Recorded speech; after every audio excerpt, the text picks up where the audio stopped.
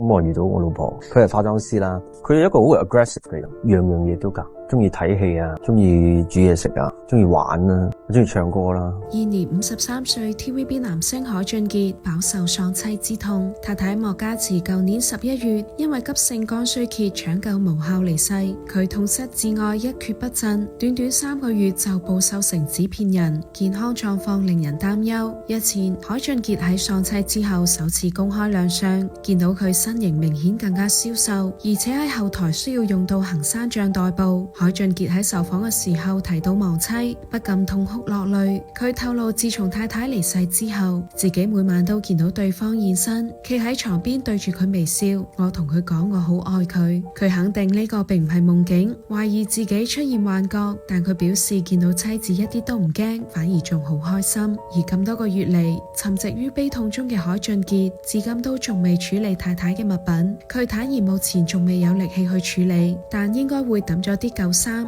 淨係保留一啲有紀念價值嘅嘢。海俊傑對太太一往情深，佢經常都大讚太太，無論人前人後都係可愛嘅肥妹仔。失去摯愛係人生中最痛嘅課題，好彩大家都非常關心佢，一直鼓勵佢要重新振作，而佢亦都承諾會好好保重自己，早日恢復狀態投入工作，希望節哀順變。